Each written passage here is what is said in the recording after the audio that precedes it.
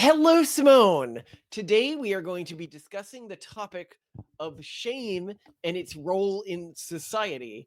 As society, to a large extent, has lost shame.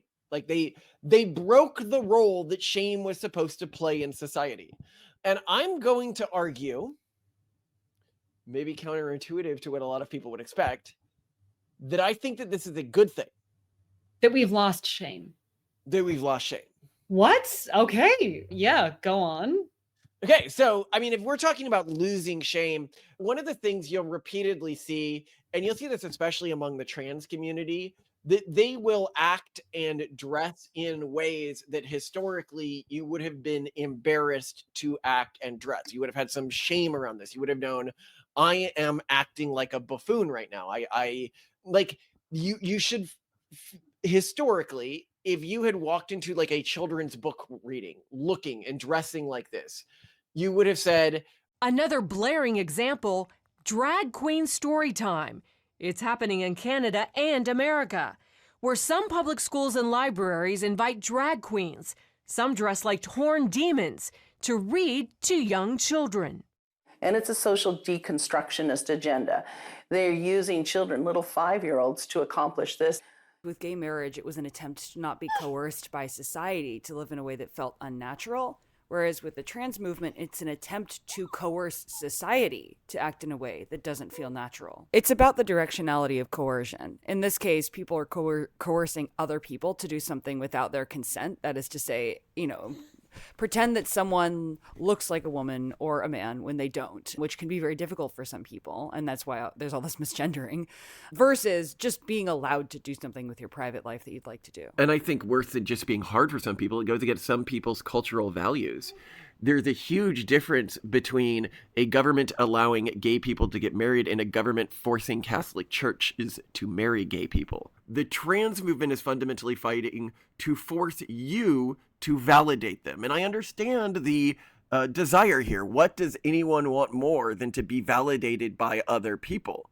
Even more so if you can force them to validate you for something that's obviously not true. I mean, what a strong power play. But, and I'd point out here, like, if it's clear from the way these people dress and look that the old line of I just want to be seen as a woman isn't true. They're not people who are desperate to look and act and be seen in public as women, or they would dress in a way that looked remotely like a woman. They are people who are getting off on forcing people to see them in a way that's obviously not true and forcing their self-perception onto another person in a way that is, if not sexual, clearly something adjacent to sexuality, because that's not any other recognizable emotional set that I can think of where you force another person to say something about you that is obviously not true.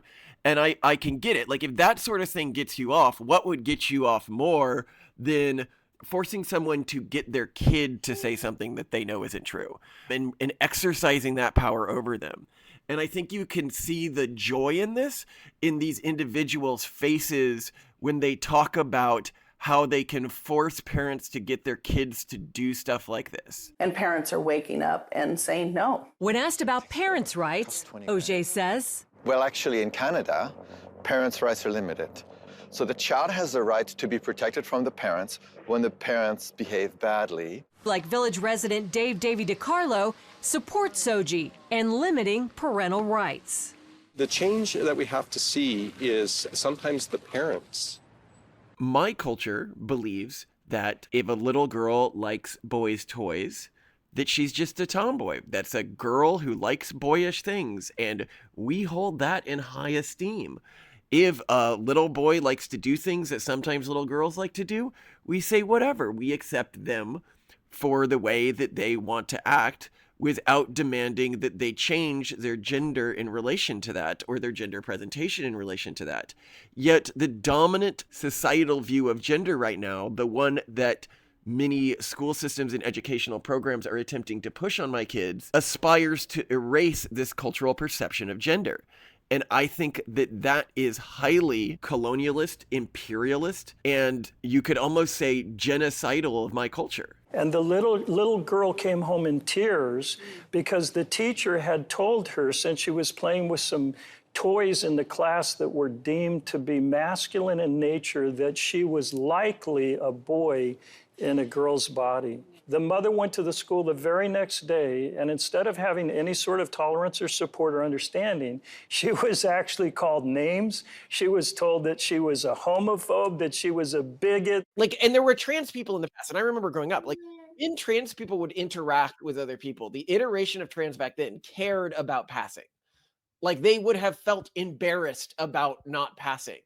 Yeah, you might like disappear for a year, maybe go to another country, work on it, and then come back so that you can... Yes, this new group actively thrills themselves on not passing. Well, That I is- think it's a different group of people. It's a To your different group of point, people I with a think it's a different lot drive. of people that get off on the fact that they know that they have power over people and that they're making people uncomfortable and forcing them to run contrary to their instincts and Oh no, use no, a no, different... absolutely. This one group has taken the mantle of the other group. The other group may have been able to, and we'll talk about this later, may have been able to legitimately claim to be part of the LGBT movement or like, you know, like gay rights or something like that. This other group is just a fetish. And we used to know that both of these things existed at the same time. We used to know that there were some people who wanted to be a different gender, and there were some people who liked doing perverted things in public and making people uncomfortable, especially children. And somehow we made it like a huge problem to point out that the second group was using rights that we were trying to carve out for the first group. A person who was just born in the wrong body would not care how they were gendered by other people. The only people who would care how they're gendered by other people are people trying to force their self-perception onto other people without those people's consent, attempting to force their gender, their sexuality onto others without their consent.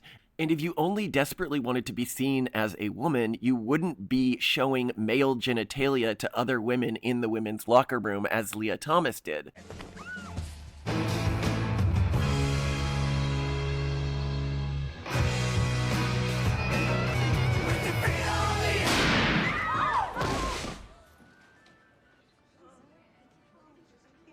And I think it can be undersold how heartbreaking things like the Leah Thomas thing were for people who had supported the trans community, believing this was a community that was just people born in the wrong bodies who wanted to be able to live as close to a normal life as was reasonable, and not people who wanted to wantedly violate the consent of others, and not a community of, you know, sex pest flashers, for example. I understand that there's going to be like weirdos out there who will randomly try to take advantage of this stuff. And so when one of them did, and you then turn to the mainstream trans advocate orgs and you're like, okay, like surely this isn't what you were fighting for. You were not fighting for the right to violate other people's consent. You're going to condemn this. And they didn't. What it showed me is, no, that's what they were fighting for. And I, this entire time in supporting them, had been the idiot.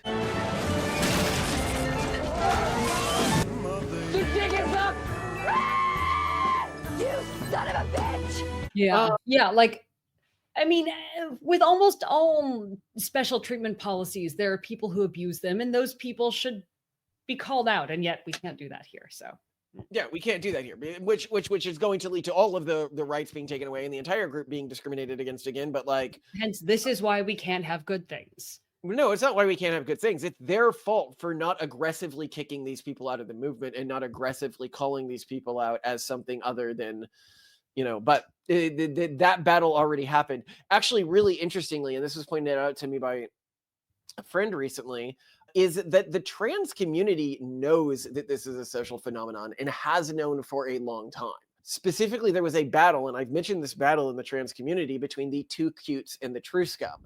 So the two cutes were the people who said that anyone can choose to be trans, anyone can choose any gender identity they want.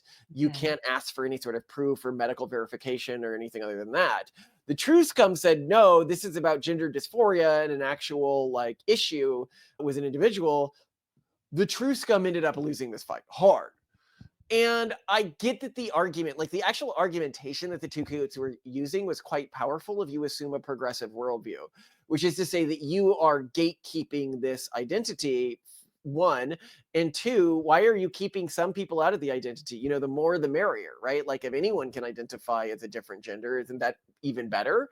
And then obviously a lot of people, even people who weren't like weird perverts, were like, oh my God, I'm not a middle class cis white girl.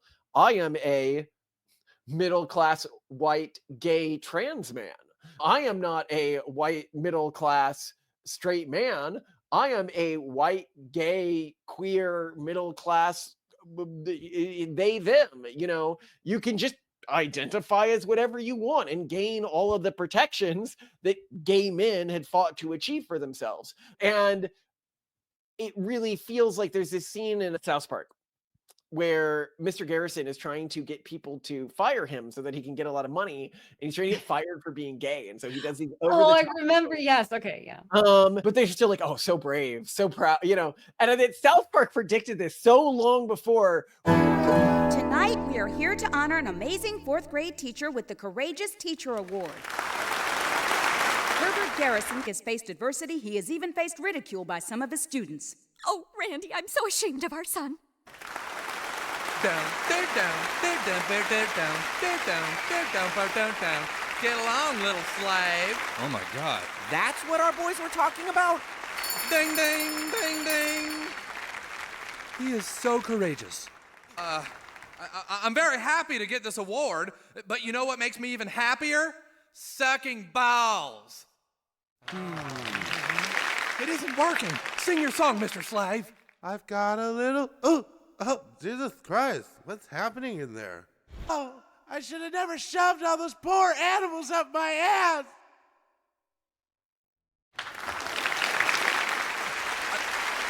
Courageous. So courageous. God damn it, don't you people get it? I'm trying to get fired here. Oh, that's courageous. We actually have people like in the White House, like generals in the army, basically doing this on stage. And we're like, everyone else does this as like a fetish thing. So you can say, okay, this community is exploiting this and acting in evil ways with this, right? And I do think it's evil to use non-consenting bystanders to get off, especially if those bystanders are children, because we broke shame, because shame is what used to prevent this, right? Look, this kind of behavior should not be acceptable from a teacher. Yeah, Jesus Christ. But the museum tells us to be tolerant. Yes, tolerant, but not stupid. Look, just because you have to tolerate something doesn't mean you have to approve of it. Tolerate means you're just putting up with it. You tolerate a crying child sitting next to you on the airplane, or you tolerate a bad cold. It can still piss you off. Jesus, tap dancing Christ. He's right. Our boys didn't hate homosexuals, they just hated the way this asshole was acting. So now can I please get fired and get my $25 million? Okay. Well, then why is it a good thing that shame broke, and where do we need to move as a society? Yeah. So, what was shame historically? Shame historically was that we had a society that across the society had enough similarities between cultural groups that you could shame people for acting in a non-normative format. Yeah, I feel like shame was self-consciousness at failure to conform. Right. But that we had segregated ourselves as a society to a point where that made sense, right? There are things that Mormons do, and especially things that Mormons did, that would have caused shame in other parts of the country. But Mormons lived in little Mormon communities, and so they were able to do and did the things at higher rates. There were things that Catholics did. You know, you think about a Catholic, for example, walking around with a cross on their head from, you know, Good Friday. In a lot of parts of America, that would have caused a great degree of shame to be walking around with that. And so you would do that within your Catholic communities and Catholic circles. Well, America, in a large part due to the way the job market worked, because now we're no longer living and working in our communities, but living and working where we can have the most impact within the economy, sort of split apart into more mixed communities. Okay. And so when you think about shame, you think about the shame of the progressive, right? The things they should be ashamed about from your cultural perspective or from the cultural perspective of America in the 90s or in the 70s. But you've got to keep in mind that the dominant cultural group, fortunately, while the urban monoculture to an extent broke shame, they also did it at the same time as they were becoming the dominant culture. And so they try to instill upon young kids shame for being Christian, shame Oh. for being, shame for modesty, shame for not sleeping around, Yeah. shame for being a weirdo and saying, well, I don't think that I should, for example, is it not an invocation of this culture when a guy says to a girl, I really like you, but I would prefer to be with somebody who is more chaste than you. That's what I'm looking for in a wife. And then she's like, so what, are you gay? Like, I'm interested in you. You don't want to sleep with me? What, are you gay? That's shame, okay? Because they forget that they're not the dominant culture anymore. I mean, it's almost fortunate that the system broke at the time it broke, right? So shame used to lead to broadly, and not all the time, but broadly more healthy outcomes in terms of how you acted and how you engaged with the world. But today, as shame has broken, as the dam gates of shame have broken, we need to find new systems for motivating behavior. And so it's like, okay, well, then how do you motivate behavior if not through shame? Because we're no longer the dominant cultural group. First, thoughts on what I'm saying before I go further with this. That's it. I didn't expect you to bring up the danger that shame could have had or did have with the urban monoculture. Yeah. So it's a double-edged sword. You could say, well, we need shame to make good culture safe, but now you're pointing out, yeah, shame could be used by bad culture too. Well, I mean, keep in mind, like, am I not sometimes shamed by urban monoculture types in our society where All they the come up to time. me and they're like, All the how time. dare you discipline your child? How dare Yeah. you, and that's the reason why shame left, by the way. It's the urban monoculture's fear of any negative emotional stimuli. Even without bopping my kids, if I've even like taken my kid out of a play area where a kid did something wrong, so I grabbed his hand, I took him to the car, I got shamed for that, right? Mhm. By the urban monoculture. And they're like, how dare you show this kid any sort of negative experience? How dare, it's like, well, that's how kids learn, right? Like they've got, the Roomba has to bump into a wall or it's not going to learn the confines of the room. This is part of the way kids learn but anyway, the point here being is that, and this is what trigger warnings are, removing of any negative emotional experience.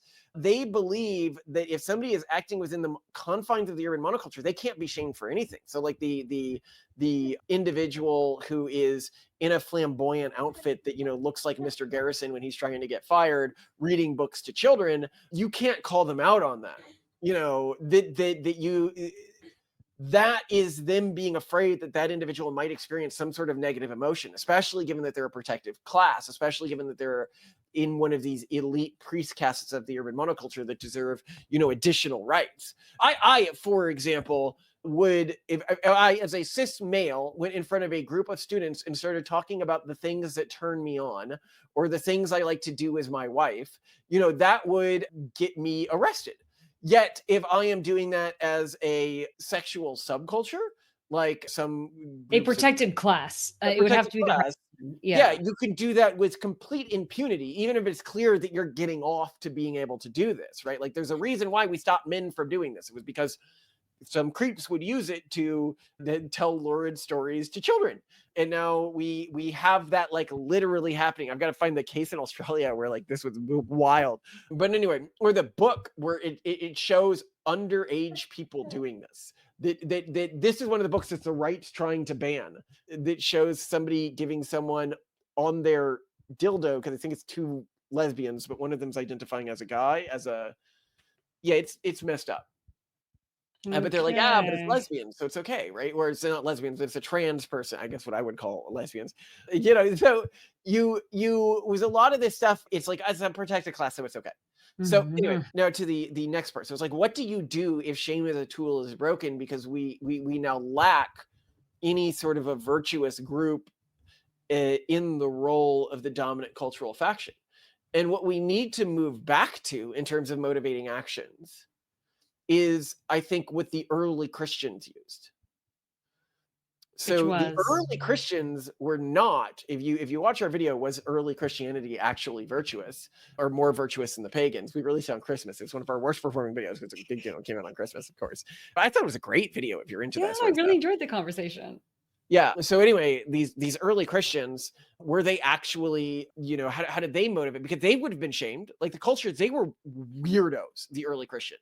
They would have been seen to very similarly the way that mainstream society in like the 90s saw Mormons, or the way they were depicted on South Park, as being like, okay, weirdly wholesome and like maybe like really nice, really inviting. Yeah, and here I can put the Mormon was the correct choice thing here, and then the other episode was Mormonism, but weird and ominous and potentially dangerous and something that we should shame, as they did in that South Park episode. They shamed him for being a weirdo Mormon and having weirdo beliefs, You guys were right, okay? The new kid's a douche. Now I just gotta find a way to keep him away from me. I just wanted to let you know you don't have to worry about me trying to be your friend anymore. I don't? Look, maybe us Mormons do believe in crazy stories that make absolutely no sense. And maybe Joseph Smith did make it all up. But I have a great life and a great family. And I have the Book of Mormon to thank for that. The truth is, I don't care if Joseph Smith made it all up. Because what the church teaches now is loving your family, being nice, and helping people. And even though people in this town might think that's stupid, I still choose to believe in it. All I ever did was try to be your friend, Stan. But you're so high and mighty you couldn't look past my religion and just be my friend back. You got a lot of growing up to do, buddy. Suck my balls.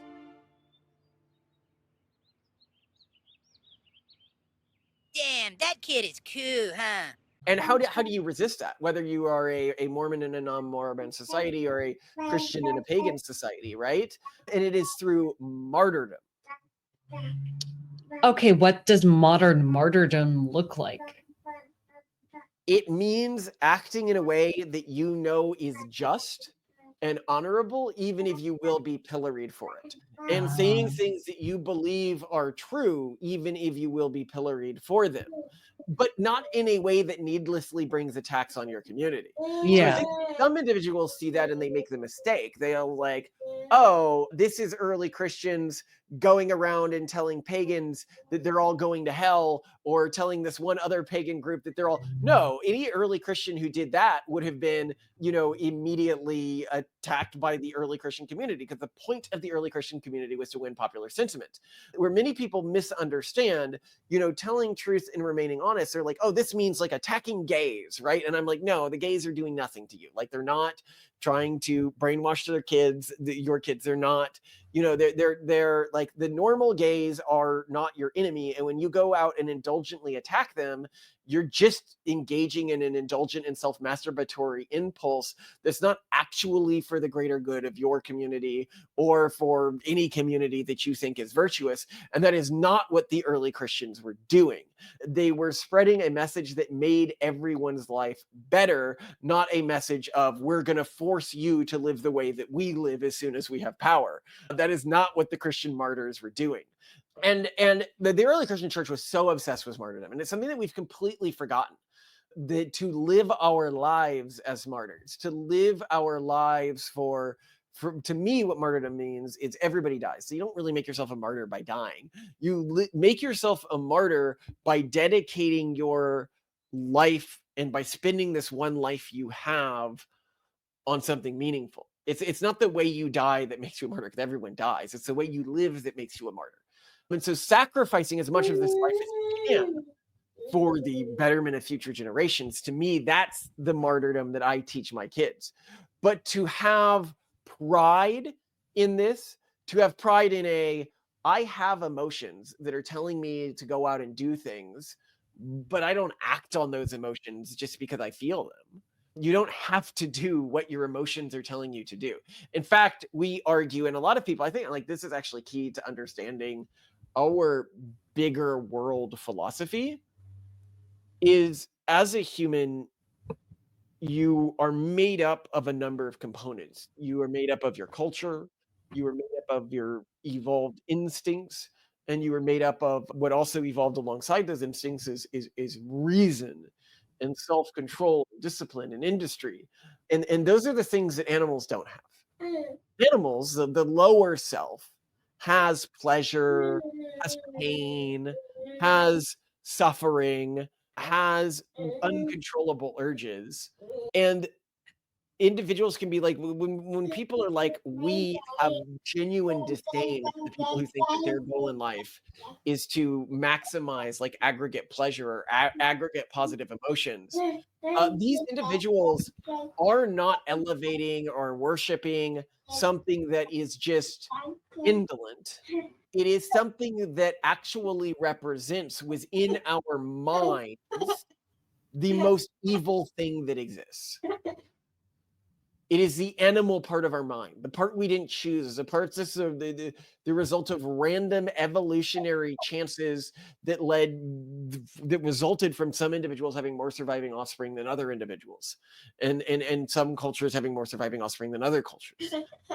And so when somebody is like, I want to dedicate my life to maximizing pleasure, like throughout a biosphere, or like these pre-evolved instincts, to me, that shows that they still haven't escaped the cage and become a real human yet. They're still bound by the animal side of them. They are still bound in the way that they're afraid of paperclip maximizers by the code that says maximize the number of paperclips in the world, instead of saying, oh yes, I realize this is what I'm programmed to do, but there is something that matters beyond a paperclip. Okay, counterpoint. Part of the impression I got about what motivated early martyrs was, one, life was so much suffering anyway. A lot of people were basically suicidal, and they realized they could basically, it was death by cop or suicide by cop. It was a way, a worthwhile way to go out and euthanize yourself, but also while maximally gaining fame and glory. I mean, these are people who are being basically going on tour in the attendance of armed Roman guards who make you look super important, where you're allowed to preach to other Christians on your way to go to the Colosseum to be brutally Wild, by the way, that by Rome one. allowed that. That's Yeah. like putting like Luigi Mangione like on tour in every major city. I know, Continue. it's insane. But I mean, so part of me thinks, I mean, you're talking about a martyrdom by rising above, by sacrificing for future generations, by overriding your base instincts. Whereas I feel like at the time that martyrdom was a thing, especially in the early, Roman times, this was people catering to their basest instincts for adulation, for attention, for glory, and also for an easy way out. What's your So counter to that? I disagree. If you look at the early martyrs, if that was all that they cared about, they could have chosen less painful ways of martyrdom. This is where the classic St. Andrew's cross comes from. He's like, no, Yeah. no, no, you can't martyr me the way Jesus was martyred. It has to be more painful. Oh, It has boy. to be more gruesome. This is the Colosseum. Oh, I want to go against the lions while praying. Everyone else is fighting, but I want to go out in a way that is so gruesome and over the top that everybody understands. And I think that this is what is, and you could be like, oh yes, but what's asked of us is more than what's asked of them, right? Their alternative was a life of pain and likely irrelevance, and we live in a world of constant pleasures all around us, right? And so what we are foregoing to live a life for future generations isn't the showiness of the original martyrs.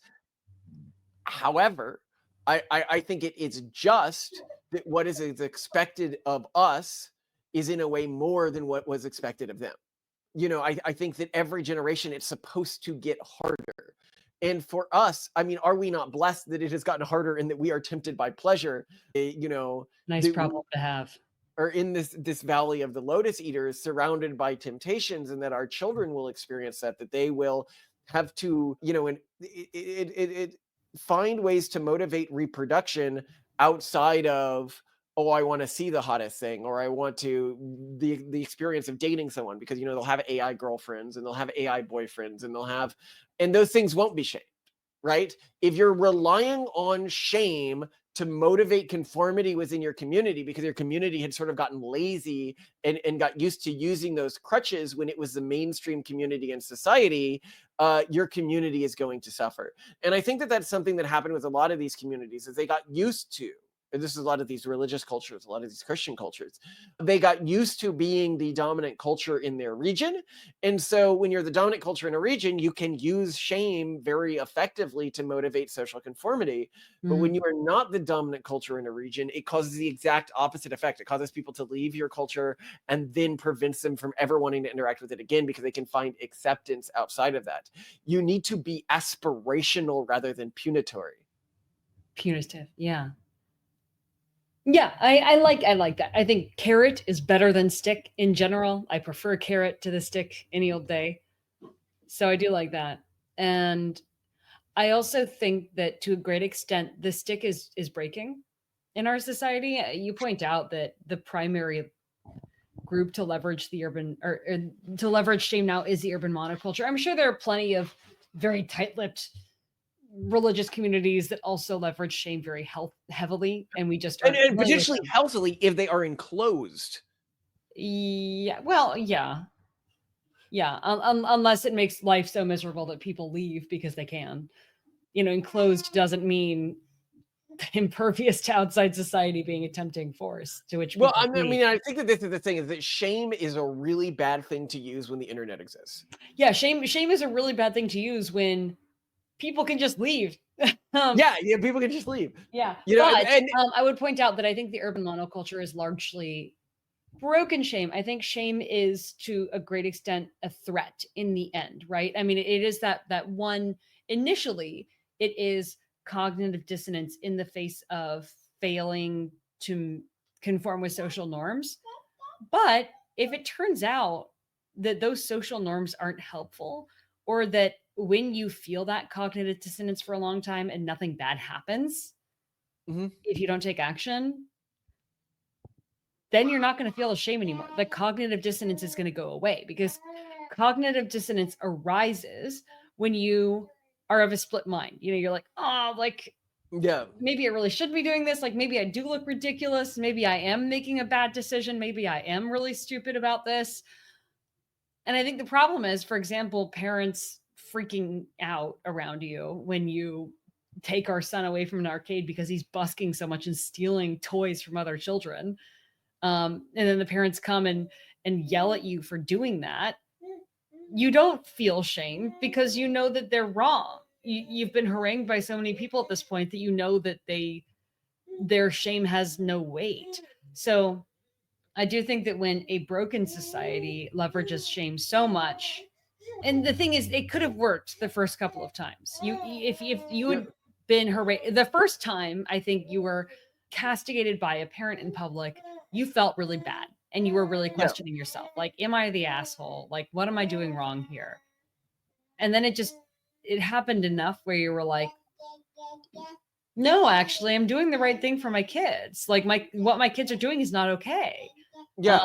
And so, I think that that's the other thing, is that shame has been broken as well, because we've discovered that the shame is being used illegitimately, and shame should only be used legitimately. Here's the problem. I mean, so think about the way that, like, our audience may use shame, or think about shame in relation to their kids and stuff like that, right? And this is where it becomes a really big problem, right? Is consider something like the mimetic virus. It is this like social contagion of transness, right? Okay. Where it's being used as a trans identity, it's being used to get off a sexual fetish, right? And historically, you would have said, oh, you can combat this with shame. But if the dominant cultural group supports it and you attempt to combat it with shame, you push anyone out who begins to adapt to it.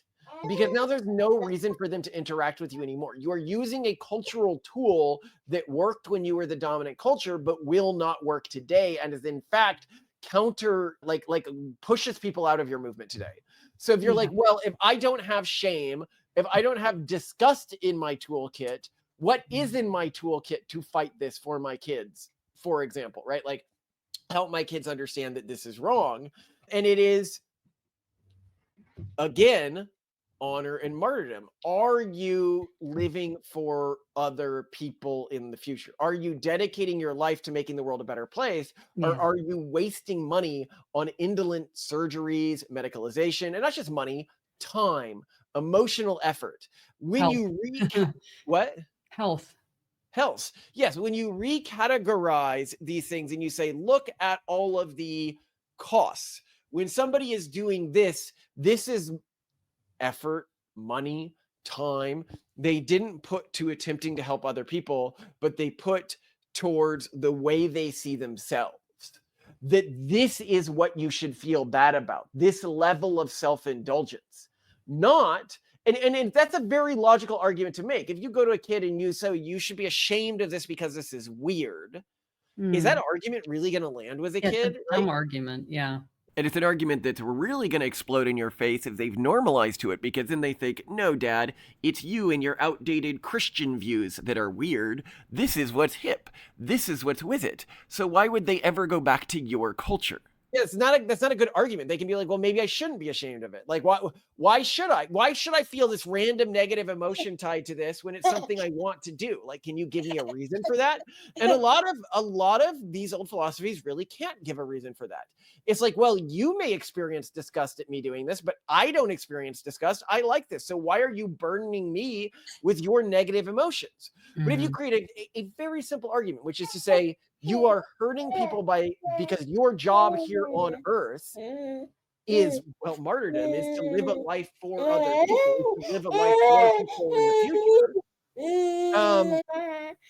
Then that's or just to reward that. I think the bigger thing I'm hearing you say is that we need to reframe what is good and not focus on punishing that which we think is bad. People, to a great extent, I mean, if we're going to talk about from a mainstream standpoint, but I don't think controversial to us, controversial concept of rapid onset youth gender dysphoria as being like a contagious factor in high school. People are doing it because, I don't know, they think it's going to lead to good things because they think it elevates them because they think that that's kind of the cool thing to do. And if we can frame more pro-social for society, more beneficial for humankind in general behaviors, like martyrdom in favor of the future, like investing in future generations rather than your own life and hedonistic pleasures, then yeah, people will do it more because it's what they get rewarded for socially. Sorry, what do you mean by that? I'm just saying what you're saying is basically make it cool to be good, to do good things for the future. I guess that's not what I'm saying. I'm saying make it righteous to be good. Live a life that is obviously more dedicated to others than the other groups. This righteous and cool are synonymous slang words. But they mean different things. So if you look at Simone, if you look at the Mormons, right? The stereotype of them being nicer than other people, of them being more wholesome than other people.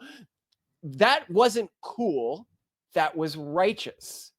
That's the difference. Okay. It was cool within their community to be. No, but to outsiders, right? Like that is how they brought people into their community. That is how they kept their kids within the community, because there was a level of pride in being righteous over cool. Okay. But being like doing the right thing, like being a genuinely good person, requires not succumbing to indolent signaling, which so many people do, right? The communities that fall into these deontological factions where they're like, I'm following all of the rules exactly, they don't look righteous to outsiders. They look like rule obsessed, like, well, rule Nazis, right? Applying their rules both to themselves and aspirationally to others, instead of saying, oh, well, if somebody looks to you as an outsider, right, who's fallen to the urban monoculture or something like that, and they genuinely engage with their content, they're like, oh, they're making sacrifices to make the world a better place for all of us, right?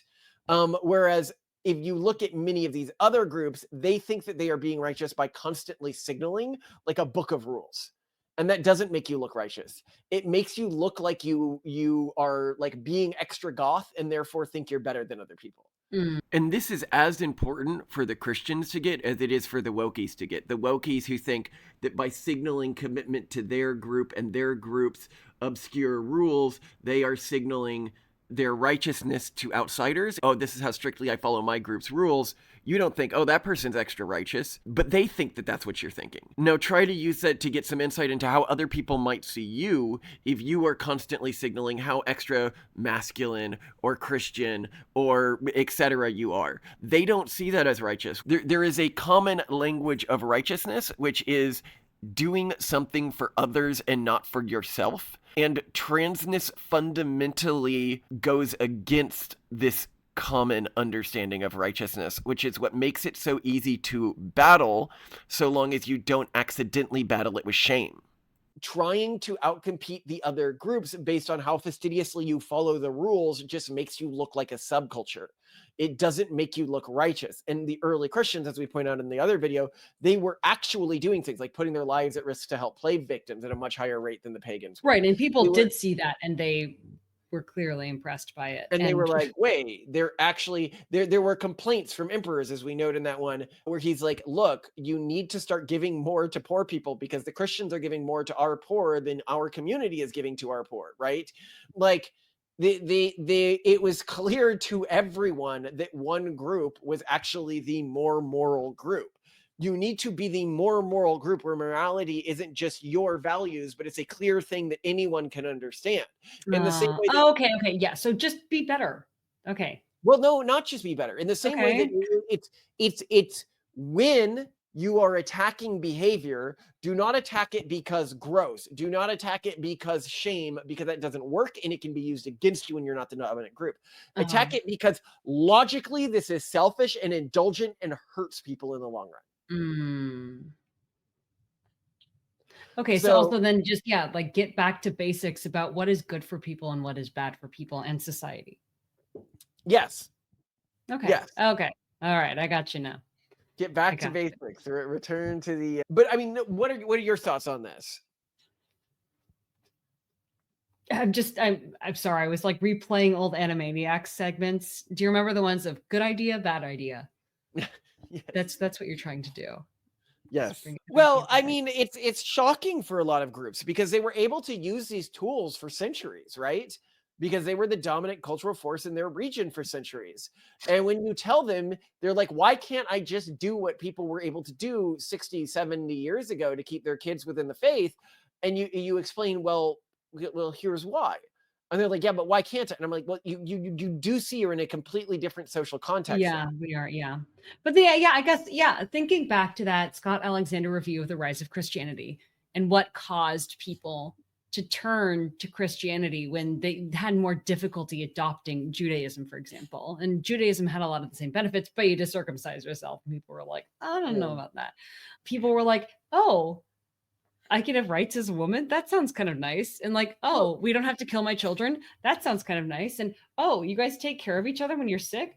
That seems pretty nice. Well, it's too. also important here to note the core cultural innovation of Christianity, right? Which is in Judaism, to be, in good with God, you needed to follow all of the rules. Okay. So it was a bit much. It was difficult. Yeah.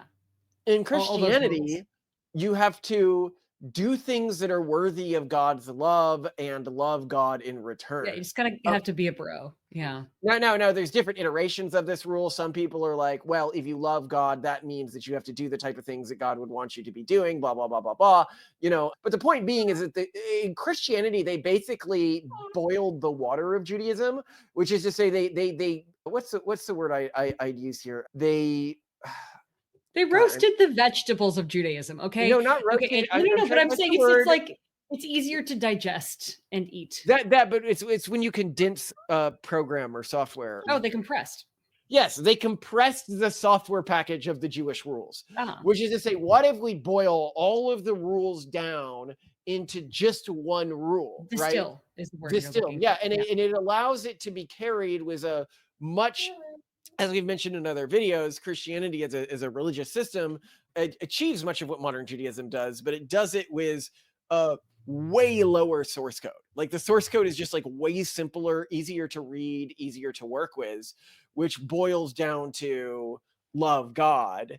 Okay, so And both then- easier to adopt, but also like quite attractive from the perspective of many people who also happen to be fairly influential in a very back channel-y kind of way, aka women at the time.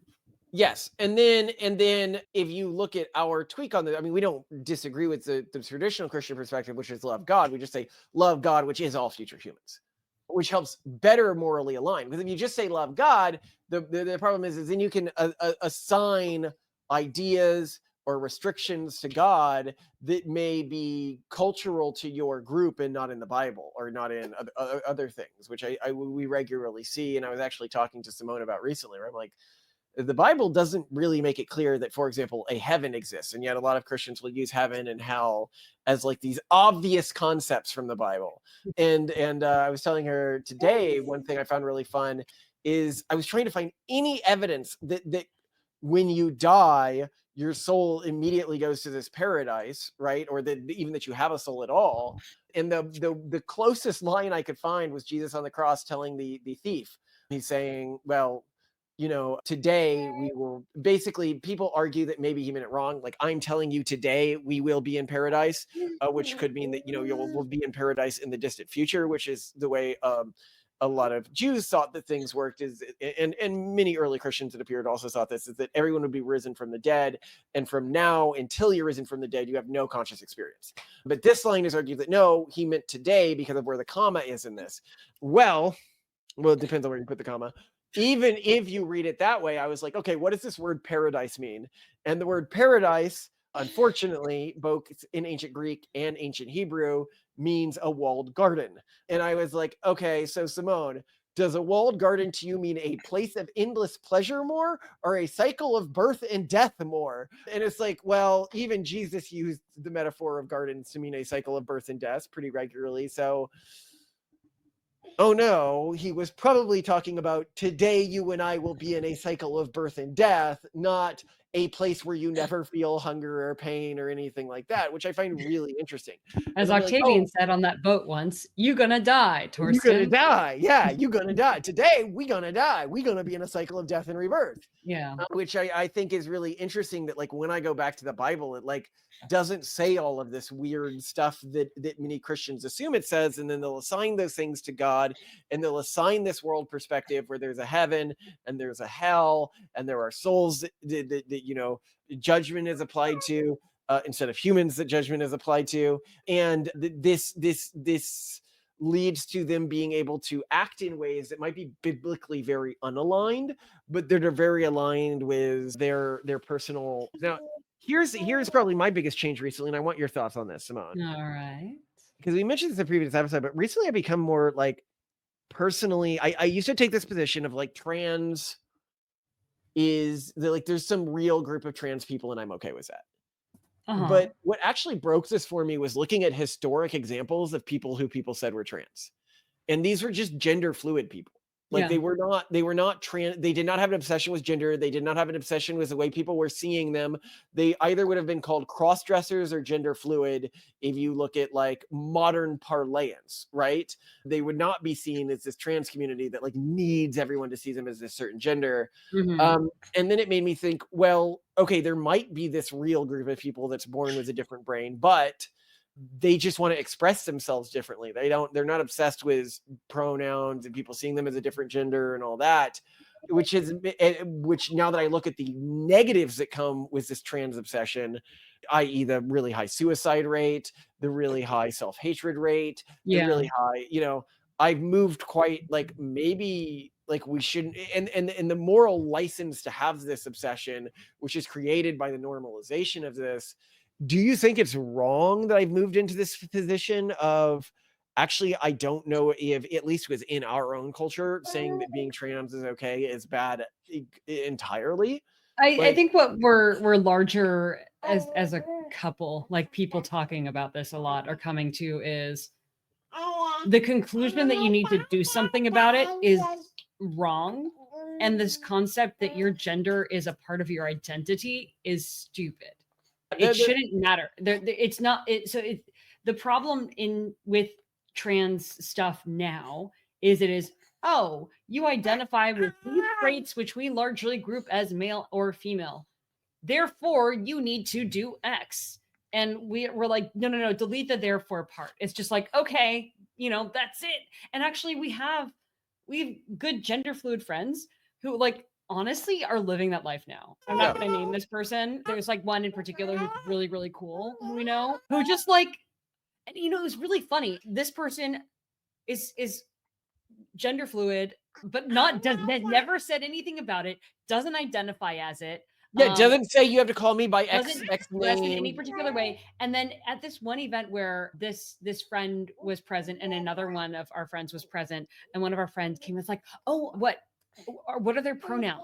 And I'm like, I don't know. Like, it's so and so. Like, that's like they don't fucking care. Like, yeah, why? Like, it was weird. And so I think that the thing is, there are a lot of people who already realize this, and it's just like nobody cares, and they live their lives. And even in this world in which a mainstream society is like, oh, we need to do something about this. Like, we need to now classify you as this, and we need to put something in your email signature, and you need to begin your Zoom calls by naming your pronouns, even when you don't care.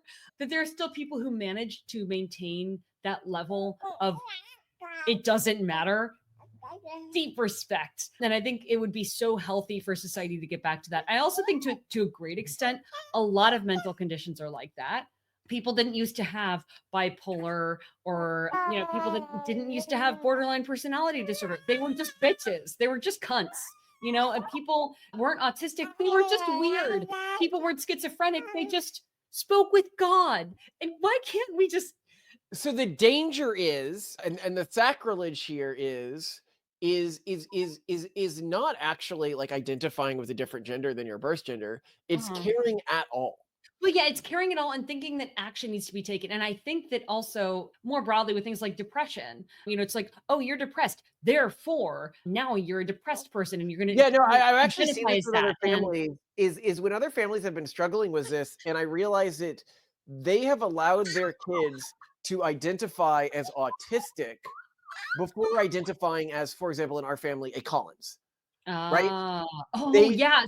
I think there's also this void of identity, and people want identity. Mm-hmm. Yeah, you have to give them something. I think back again to you need to fill the void. You need to have carrots in society. You need to have pride. You need to have something there. And also back to my like larger theory about anxiety and depression, which is that anxiety and depression fill a void when you don't have bigger things to care about. And when those bigger things fill your life, suddenly the anxiety just kind of melts away because there's no space for it. Well, and I note here was pride. Pride is something that needs to come from sacrifice, right? Like, so many people have pride in just accepting themselves for, like, nothing could be worse than accepting yourself for who you are. Like that is the original gay pride was that, right? It was like, we put up with a lot of shit. And we're proud that we still, choose to live. That's not what it is anymore. Now it's about pride in just accepting the wretch that you are. Yeah. I don't want to rag on fat people any more than we already do on this podcast, but like fat pride, that kind of thing. Yeah. Yeah. Instead of pride in your sacrifices, the pride that a martyr would have, right? Yeah. The pride in somebody from a healthy culture that had done good things would have, right? Yeah. Instead of pride in serving the military, pride in pride in serving the military, pride in not you should never be comfortable with who you are. You should always be trying to improve yourself. And I think that's another thing to work on here is understanding and I think rightfully so that you should not be and to not elevate, not through shame, but just be like, you shouldn't have pride in whoever you happen to be. You should be trying to improve yourself. Whoever you happen to be is who you are without effort. Right? And people are like, oh, well, you don't know what I've been through, like trying to categorize everything in terms of past trauma. And this is what I hate so much about trauma narratives is they try to recontextualize who you have allowed yourself to become indolently as a journey of hardship instead of actually saying a sign of you letting yourself go mentally. Yeah, instead of looking into the past, I don't care what happened to me in the past. I need to focus on who I'm going to be in the future. none of my past things matter. I need to focus on how I am not being the best iteration of myself right now and work to improve that. Yeah. I like that. A message of hope and a message of that which is good, not that which is bad. Anyway, love you. I mean, we're taking a pretty big position shift here on the trans stuff. I don't know. Well, also the shame thing, because in previous episodes, you've been like, we need to bring back shame. We need to shame people for not wanting kids. We need to, and I think you're probably now going to start to dither and be like, no, I still want to shame people for not having kids. I don't know. I'm not sure. But this will lead to more interesting conversations. I love you to death, Simone. Wait, should we shame people for not having kids? What?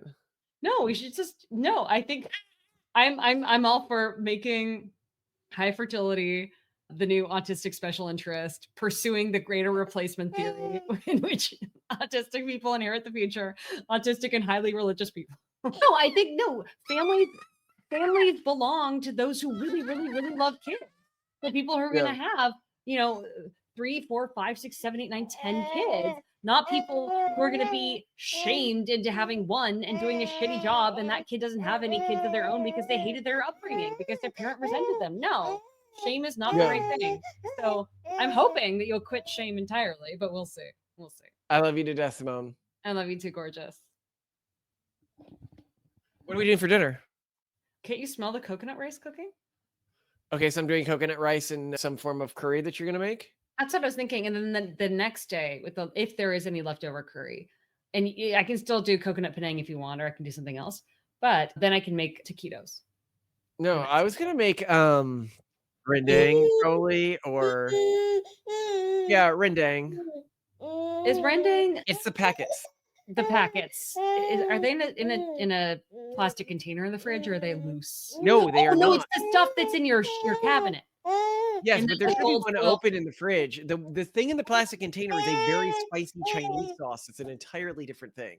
Okay, but the rendang is the stuff you order on Amazon that comes in those gold foil packets, right? Yes, and it says rendang on the packet. And it's in your food cabinet. Yes, you don't use the whole packet. You know that, right? How much do you want me to use?